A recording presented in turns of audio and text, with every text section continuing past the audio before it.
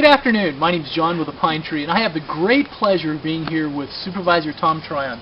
Hello, John. Hey, thank you for joining us on camera here a little bit. Now, this is going to be a little, I guess, a little chat, as now that we're getting into the heart of election season, on kind of a little simple who, what, when, where, and why. So if somebody hasn't followed the career of Mr. Tryon, fill us in.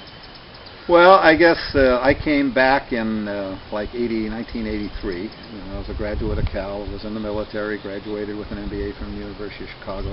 Wow. Worked for the Farm Credit System for 3 years out of the Berkeley branch, doing Production Credit Association loans, which were production loans. And then I left the Farm Credit System and was a vice president with Crocker National Bank in Fresno, California, doing agricultural production loans. And then Dad became ill, and I came back. I left Crocker. I was sort of ready to move on. Right. But rather than going immediately into a new job, I came back to the ranch, and Charlie Wistus was then the county supervisor, and he asked if I would be on the planning commission. And, I was a big libertarian, and I wasn't much in favor of very much government, etc. Right. But my mother and father both encouraged me strongly to do so. And we have significant economic interests here. And yes. We have the ranch and the like. And I thought, well, it'd probably be a good thing. Maybe I'd sort of understand it better, because I didn't really understand it well at all. So I was on the planning commission for a couple of years. I think it was 2 years. Don't hold me to that, but it was for some period of time. I mean, this is back in, 83 or 4 or something. And it was interesting, because the first community plan for Murphy's, I voted on as a planning commissioner. Interesting.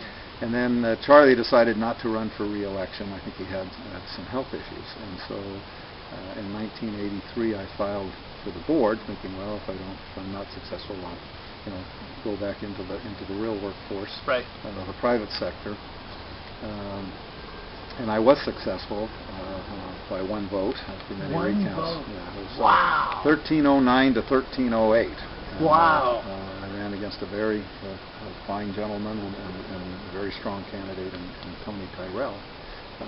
And so I assumed office then in January of '84. Well, so that was against Tony. Yeah, that was against Tony.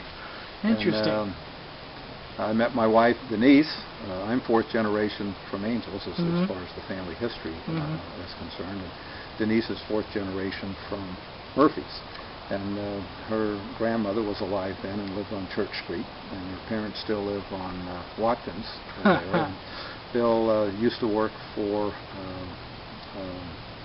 the lumber mill in White Pines when Denise was growing up, and then he retired as the general manager for the Murphy Sanitary District. Right. And her mother, Georgia, worked many years for the post office in Murphy's and retired from the post office. So that's sort of how we sort of got together. And your roots run deep here, don't Denise and I met at the Murphy's Hotel on a homecoming Saturday night. Really? Yeah. And so we met there, and she's a graduate of Santa Clara University. We always went to the Catholic Church, and I was raised Catholic, and we went to the Catholic Church in Murphy's because they had an 8:30 Mass, and it was 10 o'clock in Angels, and we'd come up from Rio Vista, and we had a lot of ranch stuff to do and all this, so we'd go to the early Mass. Dad would wake us all up, and we all wanted to sleep in, and so he'd kick us all out of bed, and we'd go up to Murphy's. And I guess Denise probably was there, but we're 10 years separate, so when I was up there and I was 13 and 14, she was 3 and 4 going to the Murphy's church. So, we have no recollection of each other, which is probably just as well. And Father Donahoe was the priest. I don't know. And then he would, and it was nice. So we always had a short Mass in Murphy's because he had to rush down to Angels to get ready for the Angels Mass. And the Angels Mass was always a lot longer than the Murphy's Mass. Right. So we'd go to Murphy's, and then we'd come back and do ranch chores. And then I met Denise, I guess in the late 70s or early 80s, and it was at the Murphy's Hotel, and a couple friends and I went up there, and she was sitting at a table with some friends from school friends from Murphy's, and she had now graduated from Santa Clara, and she was working for, I think, the the Historical Society in San Andres, and she Mm-hmm. had a job, and she was working there, and kind of as an interim thing, thinking she was going to go get a real job and go back to the big city and all this. So we met at the Murphy's Hotel and sort of hit it off, and we were married right here. In fact, right down here at the swing, if you look at the swing to our left, and I guess you can't off see camera, that, but but that's yeah. where Denise and I were married, right under that swing. Oh, nice. Swing set. And that's, I don't think it's 30 years yet, but it's 27 or 28 Wow. years. And, Now, and my daughter was married here last summer, last Elizabeth. summer here. And she was Okay. married right down there, too. So two family members have been married here. Nice. Now, how many brothers and sisters do you have? I have an older brother, John, who Okay. graduated from Oregon State University. And my sister, Mary, graduated from Cal, and then has some kind of a master's in planning from the University of Wisconsin, and then was in the private sector for a while and decided she wanted to get a law degree, so she came back and went to law school. Wow. I'm not quite sure where she went to law school, but she has her law degree. Currently, she's working for the Bay Area Regional Water Quality Control Board. Interesting. Down in the Bay Area. Well, that makes sometimes probably some nice contacts to go make a few phone calls and see what. So see how they did things may there. we send our polluted water down your way, Mary? Yeah. Now, you've been a supervisor now for how many terms? Is it? Well, this is my sixth term. Sixth term. Next January, I'll have been on the Board of Supervisors for 24 years. Wow. Now, is that the longest? Actually, I'm the fourth longest sitting, most senior sitting supervisor in the state of California. Jane Dolan of Butte County is number one. And I was elected in '84, and I think Jane was elected in like '78. Wow. And then there's Mike Antonovich is either 2 or 3, and he's a county supervisor in Los Angeles County. Right. In fact, that this is quite a few years ago. He ran for governor. Yeah. On the Republican ticket. Yeah. He was a Republican nominee for governor. And then there's a gentleman in Ventura County, John something or other, who's number 3, and I'm number 4. Although I looked at the brochure and realized, because I saw my name was number 4, but I see the name under me was also in '84, so I think I'm tied for number 4. Tied I told for everybody, number 4. and I think even in my brochure I said number 4, because you look at the brochure and I was the 4th name, right? And I never looked below it, and the 5th name, and they have like number 5, and they have his name, but I looked over after all this was printed and realized he was elected the same time. So I guess I'm tied for number 4. Tied for number 4. Tied for number 4. Well, I think that you bring a great deal of organizational history to the table, I mean, as a supervisor, because I think, so I guess going forward, what are some of the things you think are the biggest challenges for the county, and how do you think, what do you see going forward for this next term? Well, clearly, from the citizens' point of view, the greatest challenge is going to be how are we going to address and accommodate growth. Right. And I've been sort of preaching for quite a while now is that we need to do a lot better on infrastructure. Yeah. Even in Murphy, you can take like the Murphy's community plan area. Mm-hmm. We want to sort of direct growth. We don't want a lot more, in my opinion, what I would refer to as rural sprawl. Right. And dirt roads on 20-acre parcels that are unsustainable. But even in the Murphy's community plan area, for instance, there's a lot of it's not even served by sewer.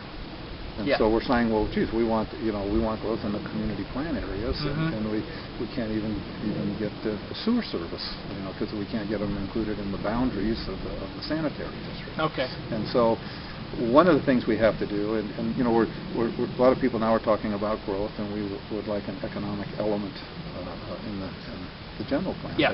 But quite frankly, the greatest hindrance to economic growth in the county, particularly commercial growth, is a lack of infrastructure in the community centers. I mean, San Andres Sanitary is basically at a standstill. Yeah. Murphy Sanitary is basically at a standstill, and the county's basically going to have to fix the whole dang thing because we have to hook the new jail up to it, and so we're going to spend you'll end up hundreds of thousands of dollars fixing Murphy San Andres Sanitary District so we can hook the jail up to it. Yeah. Valley Springs Sanitary is just almost defunct, and now you've got Anthony Ryan Voorhees going in and just sort of redoing the whole thing so he can have a project. You got the Wallace stuff that is totally dysfunctional. And if you look at the state requirements, the cost of being in business for a sanitary or water district is going up dramatically. It's huge. And the way you're going to have to cope with that, the best way we have for coping with it, and that doesn't mean your rates aren't going to go up no matter how you cope with it, is we need more hookups. We need to have more economies of scale if we're going to have more efficiencies. Okay. And so we have these small districts, and we need to get a CCWD more involved, which is one of the reasons I'm a strong advocate of having CCWD have a permanent seat on the board of on the board of on LAFCO, the Local Agency Formation Commission, because they have to be a major player if we're going to get any economies of scale. The CCWD currently has around $37 million in the bank. They're going to be probably in 10 or 15 years, commencing with the renegotiations of the North Fork project. They should get many, many more millions out of that. They're a county-wide organization. They're the default provider for the entire county when it comes to sewer and water. And so it's absolutely critical to get CCWD to be a major player. And it's absolutely critical for these small districts that do not have the number of hookups necessary to provide any economies of scale and the efficiencies to go with them, to start doing joint ventures and start working with CCWD so that we can provide those efficiencies. And particularly on the Highway 4 corridor, I think we need to be much more of an integrated whole on the Highway 4 corridor, and we need to start thinking more not as individual communities on the Highway 4 corridor, but we're all going to live off the benefits of the Highway 4 corridor. I mean, it is one economic block for for all intents and purposes anyway. Yes, and CCWD right now has retained a consultant, and they're doing a master study for water and sewer for the Highway 4 corridor, and it will be very interesting to see the results of that study and to analyze them, and hopefully we can have some community hearings on them and say, look, this is kind of where we need to go. Hopefully, and hopefully it will lay out a blueprint of in some ways of how to get there. So, Right. So we'll see. We'll see if we can get more integration on the Highway 4 corridor, which I think we need to do. I guess just to touch the last little, segue from that little piece of it all is, so you think that some of the infrastructure pieces like that are some of the way forward, I guess.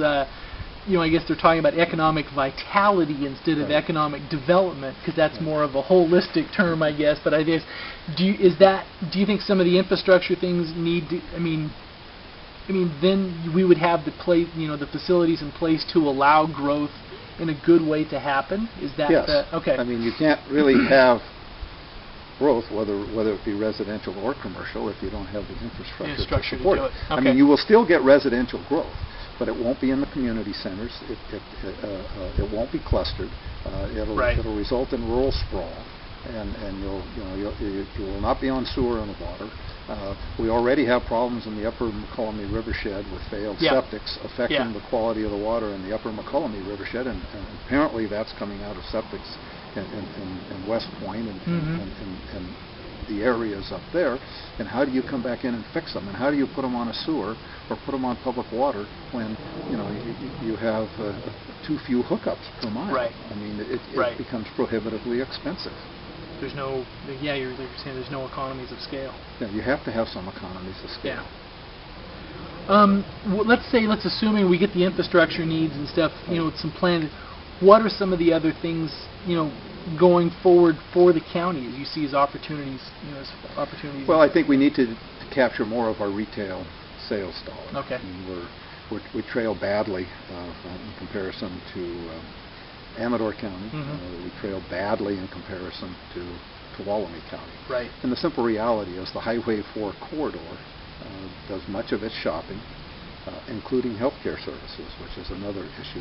And just talking about healthcare, it's absolutely critical, in my opinion, for the county's well-being to have a very viable healthcare system centered around the hospital in Santa Cruz, Mark Twain, St. Joseph's. And I think they have a new administrator, and I've been impressed with him, and I think he's good things this last year or so. Yeah, but we need to make, it's in all of our interests to have a viable healthcare system in Calaveras County. But especially since we have a going fairly back old then demographic. to the retail dollars. I mean, you go over to Sonora, and usually when we go over, my wife will stop at Staples, and we'll stop at the Walmart. If Walter's here, we'll stop by Mervyn's and get some school clothes for them. Sure. I need more Levi's. Why we get my Levi's there, and we get some shirts, and we get the boxer shorts and stuff. And if Walter's with us, and whenever Walter comes back on spring on a break, he always runs to Sonora, and the first thing he does is go to Big Five and get a basketball or a football, depending on what season it is, because we can't even buy that. On the Highway 4 corridor. Right. And I sit in Walmart because usually I take my reading, and my wife goes and does her shopping. And I swear to God, I can't get any reading done because about every 2 or 3 minutes, someone's walking in saying, "Hi, Tom." Yeah. How you doing, Tom? Hey, Tom. Hey, Tom. You're in Sonora, Tom, huh? Huh, Tom? So the simple reality is, I mean, people say, well, we don't want a large volume retail, but because that will affect the local businesses. Well, it already is. Right. I mean, Walmart, Staples, Mervyn's, Big Five. I mean, they're already getting the Highway 4 tax dollars, and you leave Highway 4, and the rest of the county basically goes to Jackson, Martell, and Ione. And so Amador County receives the benefits there. Well, and we can't compete in that environment. Well, we know from Marita that she probably doesn't want a Walmart in Arnold, right? Isn't that no, just kidding, Marita. But where in the county would... I think we'll put Walmart like someplace where because it's a high volume business, and we'll save Arnold for the adult bookstores. Ah, there we go. Yeah, okay. Tell Marita that. Yeah, okay. But I guess if we assume that growth is going to come at some point, where do we want it? I mean, where do you, is there going to be a spot in the county? Well, you want it where you have infrastructure, number one. Okay. As a minimum, you want it where you have infrastructure. Right. It seems to me you want retail, residential growth as much as possible on infrastructure in the community centers. Secondly, you want commercial, especially small volume commercial. I think is very compatible in the community centers of whether it be Murphy's or Arnold. And then you can talk about, well, where do you put some of the larger volume stores? I think on the Highway 4 corridor, someplace in the Angels vicinity makes the most sense because you're at the intersection of 4 and 49. Right. And everybody has to drive through basically Angels Camp to go. Unless you turn off in Vallecito and take Paris Ferry Road, but you basically go to Angels to go to Sonora. Sure. So if you have it in Angels, you don't have to go to Sonora. And you would still pull from you Copper. can still pull from Copper, and you can pull from San Andres. You probably get half the people from San Andres to come this way, and the other half will still go to Amador, and like Moke Hill or West Point and Railroad Flat, they'll still go to Amador. And Valley Springs, quite frankly, either goes to Ione or goes to Stockton. And they probably will continue to do so. But we have to start thinking more, in my opinion, of the Highway 4 corridor as an integrated whole. And we need to do those things that make economic and marketable sense. And there's certain things that work in certain locations, and it's like in real estate they always say, well, what are the three most significant criteria or importance in real estate? Well, it's location. Yeah. So location matters. Yes, it does. And you have to look at your growth patterns and see where the locations are that provide the greatest amount of infrastructure, the least amount of disruption, and meet the market needs of the citizenry. The citizens want those services, and if the citizens don't want those services and won't frequent those stores, then obviously they will not be successful. So it's up. In the final analysis, it's up to the citizens to voluntarily frequent those stores. It's not like government where you have to go to government to get your permit and to do this. You don't have to go to any retail store. You get to pick. That's your decision as a consumer. So to me, the question is, if you want a larger volume retail store, the question to me is infrastructure and location. And there's certain locations that will work, and there's certain locations that won't, and you would certainly want to pick one that has the least amount of disruption as far as and the best infrastructure, including circulation.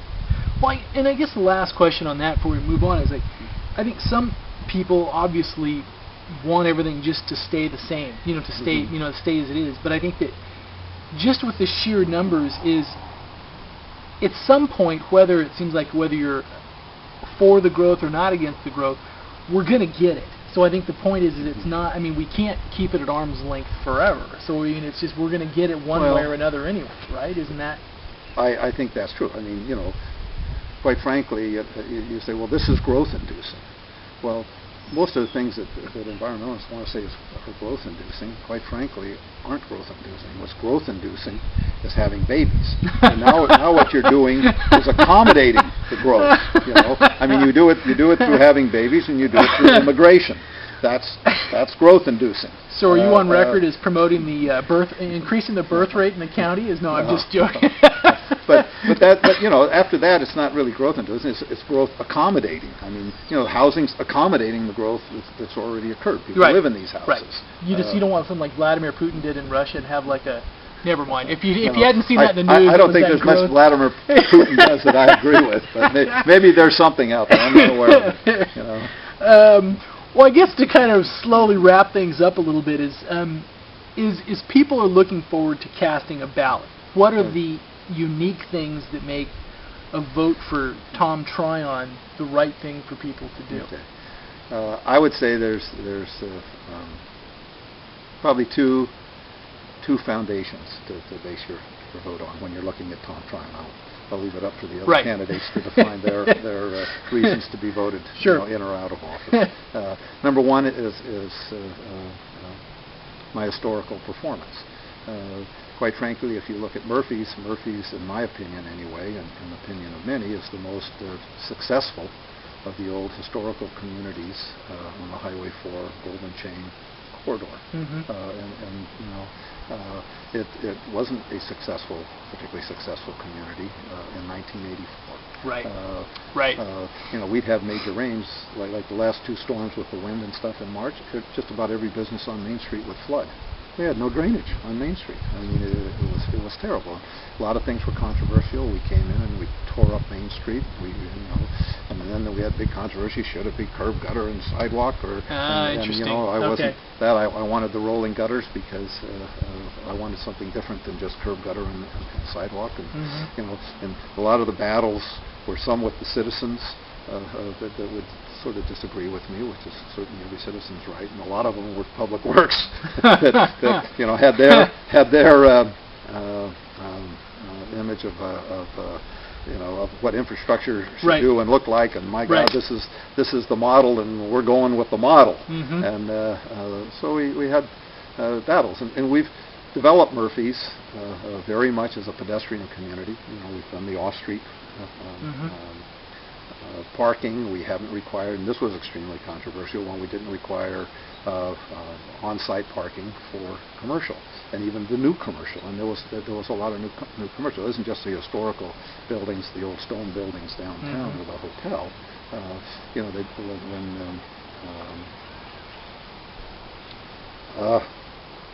Jim Riggs, he put that new segment in. Where, the new section. That was the new addition. And it was just a wooden addition, and it wasn't much. And when they did Alchemy and that, and there's no on-site parking. When River did the ground or the Red Bud Inn and all that, and there was very little on-site parking. We allowed the off-site parking. Those were all very controversial, and they were particularly controversial within the county.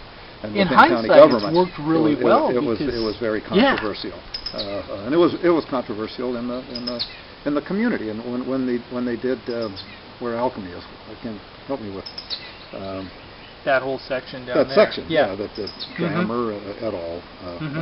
Built, and Drammer did the Red Bud Inn, Steve also.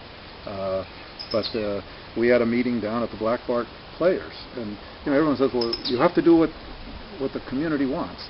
But we held a meeting down there. If you wanted to poll those in attendance at that community meeting, we wouldn't have built the Arbors. That's what I'm trying to say. The Arbors project. I mean, most of the projects in Murphy's wouldn't have happened if you would have pulled the community meeting. But a community meeting isn't a community either. That's those in attendance at a community meeting. And we've worked hard, and I've worked hard to make Murphy's a very open community, and we've evolved a lot. You know, and now we're you know, it's evolved right now to where, you know, we have a lot of wine tasting. We have the arts. We're known for food. We're known for weddings. And they're everywhere. I mean, we have the Congregational Church. We have the Masonic Hall. We have the Catholic Church. We have weddings down at the park. We have weddings at Broll. We have weddings at Ironstone. We have weddings at Gerber. I mean, you know, we have flower shops now. And that's birth rate conducive, right? It's too dang romantic. And if we don't stop this romanticism, we're going to have continued growth. That's right. But, you know, to me, and it's an open community. Yeah. You know, we allowed the mixed uses on Main Street, and that was extremely controversial, where we allowed commercial and residential, and basically defined them, or I was the big argument for defining them as compatible, and they have been compatible. And when they did the Arbors project, they actually planned upstairs residential, and where Doris Barger lives on the Scott Street side, a beautiful residence there going in with the commercial, and that's been very compatible. I guess then, do you see then as the role of the supervisor then is to balance, I mean, in some ways, between things like public works and the county government and everything, and plus these citizens' wishes, and in some ways on some of those issues to craft good policy, you may not make either of them happy. Is that, I mean, maybe that's happened. No, but I mean, I've gone through some of that. Yeah. No, but I mean, I think isn't that... Well, I guess one of the things I would put it to you but that's is this good way. Governance. I would put it to you this way. There tends to be, how to state this, there tends to be somewhat of a conflict between what I would say are I don't want to make this gender specific. I was going to say marketing guys and finance guys, but just say marketing people and finance people. Yeah. And marketing people come in and think, well, you know, if you're a good marketing person, why, you can sell anything, and you can sell ice to an Eskimo, and we can make it all work from marketing. Right. You know, and I'm not a marketing guy. Yeah. I'm a finance, capital flows guy. So I come in and say, well, marketing's a key component, but you have to have something to market that's real and valuable. Okay. And one of the things, you know, I've worked hard for in Murphy's is to make sure that we have an environment that's conducive to attract capital. And one of the things that does not, and this is where there's been disagreements between myself and certain elements in Murphy's. One of the things that does not, is a disincentive to the attraction of capital, is over-regulation. You know, and they had a design and scenic review district and made up of local citizens that were going to control the community, and if you didn't like what they did, you appealed it to the planning commission. If you didn't like what they did, you appealed it to the Board of Supervisors. Well, you know, I was on, and I was fortunate. I had two other strong votes that backed me on the Board of Supervisors, so I had the 3 votes I needed, and we abolished design and scenic review. We did not entertain an historical districts. Okay. We didn't do those things that provide a disincentive for capital. Right. And the other thing you do when you do this, you know, when you sort of over-regulate, is the great Austrian economist F.A. Hayek put a term in the economic vocabulary called creative destruction, which means you have to accommodate change. Yeah. You know, you can't take this concept, which people love to do, and we're going to put regulations in, like you said earlier, so it never changes. Right. Well, then you don't have creative destruction, and in the end, that's a disincentive for capital attraction. You have to have creative destruction, which means you have to advance. Somebody comes up with a new idea, you remodel, you come up with a better mousetrap. You innovate, you be creative. You have to be attractive to entrepreneurship, which means risk taking, which means creativity, which means a rate of return, which means those kinds of concepts. So I'm sort of I'm a finance capital flow guy, and what I do is I end up sort of in conflict with the marketing people who think that if you could just freeze it as a point in time, sort of the concept of perpetuity, which is a horribly destructive concept in economic terms, right? Because it destroys the concept of creative destruction and change. So they come up with, like, we want to have a lot of regulations and we want to do all this, and that'll be our brand. Getting into branding, and that'll be our brand. And my God, we're going to just sell it. Right. But you can't forget about capital attraction and creativity and creative destruction. You have to accommodate those. Those are very basic economic principles if you want to have economic growth. And so I would say to a significant degree, the conflicts have been between myself as a finance sort of capital flows person and the marketing group. And we have lots of people up here that focus on marketing. Right. And not very many people that focus on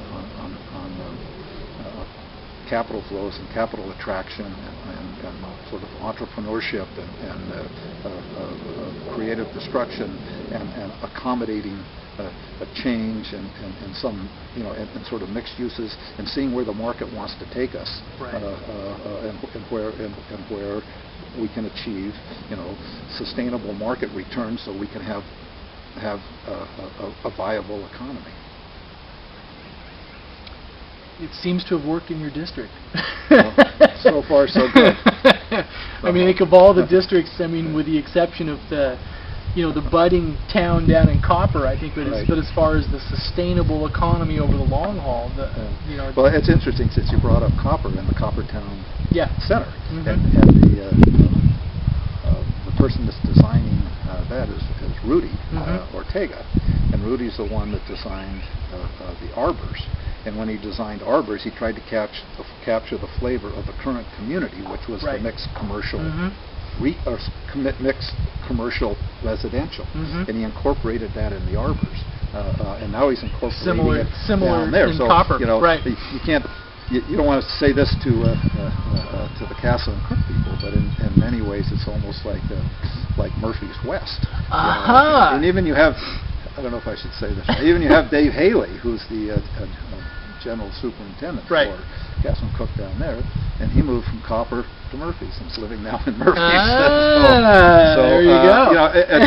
I find it interesting that Murphy's has done so well and seems to be so. I guess I'm not surprised by it, but I guess what I'm surprised by is after 24 years, and most people that are probably around and actively involved weren't here 24 years ago, so they don't really know where we started. Yeah. But still, the level of sort of opposition to my candidacy in Murphy's, and maybe that'll get eroded a little this time. We'll see. But I don't see how anybody can argue with the success of Murphy's. Oh, it's a jewel. I think without. I don't see how you qualify it as. People will say, well, each little business may not always be doing as well as they should be, but if you take Murphy's as a collective whole, it's a jewel. It really is a special place. And one of the things about it is there probably are very few businesses there that could sustain themselves alone, but they're all complementary. Yeah. The food complements the wine, which complements the arts, which complements the flowers, and we have art galleries, and then we have we have the music in the park, and we have Park Theaters, and we have Murphy's Theater, and we have events out at some theater events out at Ironstone, and they're all complementary one to another. So it's sort of an aggregation that makes sense in the aggregate, where individually I'm not sure the different components would be very sustainable individually. Yeah, because and even something such as wonderful as Ironstone probably couldn't sustain itself without the town of Murphy's as an additional draw. Yeah. And without the other wineries. Yes. And the other wineries do weddings also, and and the weddings and the festivities sell a lot of local wine. They sell a lot of wine at those events. And and they give a very good reputation to the community. And the nice thing is when you do those kinds of events, I mean, to do a wedding, you have to have a beautiful garden. Yeah. You know, to do a theater setting, you have to have a beautiful garden. You know, Right. so it elevates the what do I want to say? The you know, so we basically have, you know, beautiful gardens and trees and the like. And you look at where Twisted Oats has their tasting Yes. downtown. Yeah. And they've done a wonderful job with the garden to make it attractive for wine tasting. And it creates more clients for Dawn, right? Yeah, and No, so just I mean, who's getting rich? The landscapers. The landscapers are getting rich. So I guess, But you know, it's elevated the whole community because everybody needs that Yeah. to be successful. well, I know this is technically in the, in the incorporated city of Angels, but moving, do you think the next few years then, with the bypass and everything else, Angels has the opportunity to really rebrand, so to speak? It's downtown. But they have to not and only rebrand, they have to attract capital. Right. You know, and you never hear, we don't have any seminars on how you attract capital. Right. We have seminars on marketing. Sure. And Sure. and you know, you need some seminars on how you attract capital, on entrepreneurship, and what entrepreneurs are looking for, and they have to, you know, if you're going to have historical districts and just, you know, narrowly define what you can do, then you destroy the ability of entrepreneurs to be creative. And Got it. entrepreneurs, if they're going to make the investment in the dollars, they want to have some creativity in what they're creating. And they want a what return. and what they're doing, and they want to make money at Yeah. it. Yeah.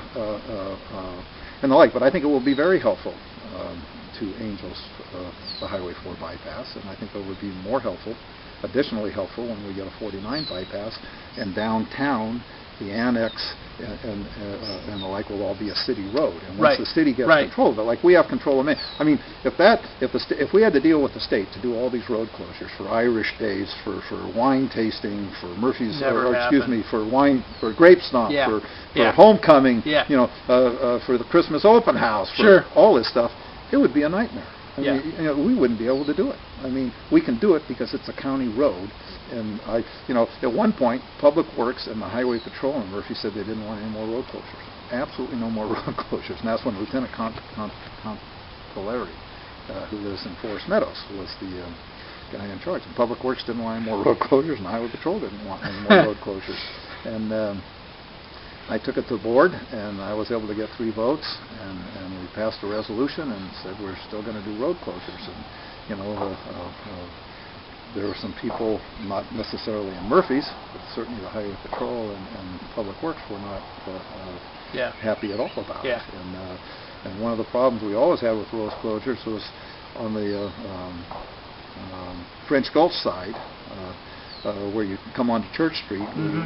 We divert traffic there, and those first 2 turns were too sharp, and so people on motorhomes and stuff couldn't make it. So we had a nightmare there. And Larry Smith and Dutton and his family, who owned the vacant land where the mules and stuff are on the other side, were kind enough to allow, I think basically give to the county enough property to widen those 2 turns, and that made a huge difference thereafter. And I don't think very many people realize the significance and the importance on the road closures that the Smith family contributed when they allowed the widening of the road down there, because that was So the every bottleneck. time somebody sees Larry Smith, they need to thank him next. Yeah, or next, Carla, or you know, I think you know, or other family. I think Larry has brothers and sisters, or Right. at least a sister. Right, the Smith family. Yeah, the Smith family. You can thank them because that made a huge difference. I will do so tomorrow. Our And son that took goes a lot to of school. pressure off me, and it took a lot of pressure off diverting the traffic when Larry, when the Smith family.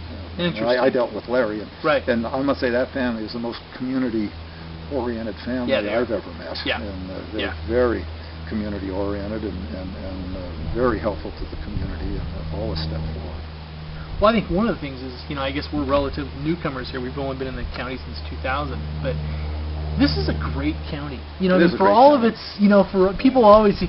But I mean, and if you look at the next 20 years going forward, you know, if the growth is managed well and stuff like that, we have the opportunity to really, for this county to mature as a real, I mean, is something really special. I mean, is with you have the Murphys there, with you have the stuff up at Bear Valley now. I mean, it's Some people ask me, well, geez, Tom, you know, if you're successful, this will be your last term. And, you know, one thing in politics, you never say it's your last term until you absolutely are convinced it's your last term. So I'm not saying that. But I would certainly like to see the general plan updated and the community plan in Murphy's updated before I left the board. Now, I don't know whether that happens in 4 years or more than 4 years. Yeah. But, you know, as I said earlier, I'm very much for an open community, like we've been able to achieve at Murphy's. One of the things I'm absolutely opposed to are gated communities. I think that, you know, I think we need to be an open society, and I think we need to all sort of rise and be have the same level of interest in how we're doing and not isolate ourselves. So I've always spoken very strongly against gated communities. In my district, I think there's only one, and that's within the city of Angels, on a little community out Dogtown Road. And why that's gated is beyond my comprehension. And quite frankly, I think, you know, people talk about Greenhorn quite a bit in Greenhorn Creek in Angels, and you know, to me the best thing about that community is it wasn't gated. It wasn't gated. And people walk out there and they go out there and they're part of the community, and Greenhorn's a part of Angels, and I think you would have a totally different culture and different community if Greenhorn had been a gated community. It would be almost very isolationist almost if it was. Huh? Yeah, and it's nice. I mean, you know, my wife goes walking out there. You know, it's Christmas time. And, you know, it's an upper income community, so they have a little more money. So it's Christmas time. Everybody likes to drive by and look at the Christmas lights and see what's going on in Greenhorn. And it's wonderful to have the community be able to do that, in my opinion. You know, and I think we need an integrated a community, not a balkanized or sort of community that isolates itself by culture or by income.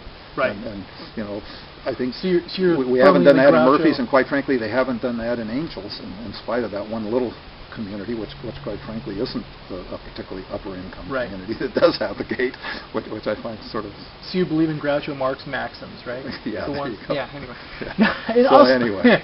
One of the things I'd like to see is, you know, in the time that we've been following the board, and I think, is how lucky the populace is, whether is our supervisors and public officials, they work tirelessly. They go to the community events. They go to I think whether people, I don't think people realize the commitment and the time commitment that you guys, you know, probably collectively as a group do. And I just want to say thank you. I think it's... You're very welcome, and you're correct. It's amazing the difference in the demand to be on the Board of Supervisors today versus 1984.